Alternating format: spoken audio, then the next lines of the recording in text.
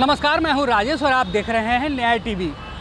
आज supreme court ने देश की तमाम महिलाओं को ये अधिकार दिया है कि अब वो भी अबॉर्शन करा सकती हैं। इसका मतलब ये साफ है कि अब अविवाहित महिलाएं भी एमटीपी एक्ट के तहत अबॉर्शन करा सकती हैं। क्या है पूरा मामला और कोर्ट में क्या कुछ सुनवाई हुई, देखिए हमारी ये रिपोर्ट।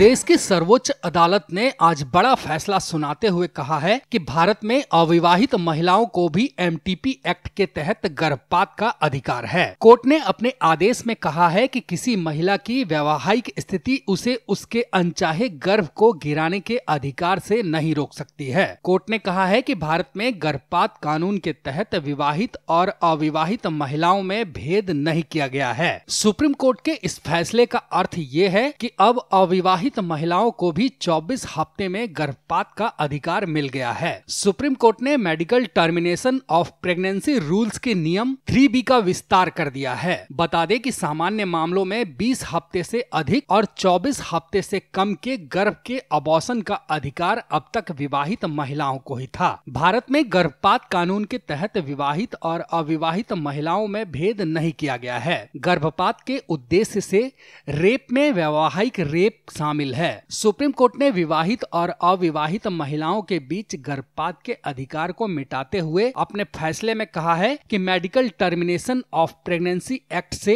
अविवाहित महिलाओं को लिव इन रिलेशनशिप से बाहर करना असंवैधानिक है। सुप्रीम कोर्ट ने अपने फैसले में कहा कि अनुच्छेद 21 के तहत प्रजनन की स्वायत्तता, गरिमा और गोपनीयता का अधिकार एक अविवाहित महिला को ये हक देता है कि वह विवाहित महिला के समान बच्चे को जन्म दे या नहीं। अदालत ने कहा कि 20 से 24 सप्ताह के बीच गर्भ रखने वाली सिंगल या अविवाहित गर्भवती महिलाओं को गर्भपात करने से रोकना, जबकि विवाहित महिलाओं को ऐसी स्थिति में गर्भपात की अनुमति देना संविधान के अनुच्छेद 14 की आत्मा का उल्लंघन होगा। अदालत ने कहा कि किसी कानून का लाभ संकीर्ण पितृसत्तात्मक रूढ़ियों के आधार पर तय नहीं करना चाहिए, क्योंकि इससे कानून की आत्मा ही खत्म हो जाएगी। आज सुप्रीम कोर्ट द्वारा माननीय न्यायमूर्ति DY चंद्रचूड़ की बेंच द्वारा अविवाहित महिलाओं के संबंध में जो नया जजमेंट आया है, वो कह सकते हैं कि नारी सशक्तिकरण के क्षेत्र में एक कदम आगे की तरफ है।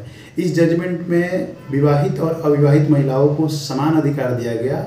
इसके अनुसार कॉन्स्टिट्यूशन के आर्टिकल 14 का जिक्र किया गया और कहा गया कि जैसे विवाहित महिलाओं को अधिकार है गर्भपात करने का, वैसे अविवाहित महिलाएं भी को भी अब ये अधिकार दिया गया कि वो गर्भपात, अनचाहे गर्भावस्था को गर्भपात करा सकती हैं। उसका टाइम ड्यूरेशन जो फिक्स किया गया है वो 20 से 24 सप्ताह के पहले करा सकती हैं। और इस जजमेंट को देते समय माननीय सर्वोच्च न्यायालय ने अनुच्छेद 14 का जिक्र किया, अनुच्छेद 21 का जिक्र किया गया। आज के संबंध में ये जजमेंट बहुत सराहनीय है और इसका स्वागत होना चाहिए। ऐसे जजमेंट्स जो है कि समाज के बुनियादी चीज़ को, समानता को मजबूत करते हैं और नारी शक्ति को भी एक बहुत मजबूत स्तंभ देने का काम करते हैं।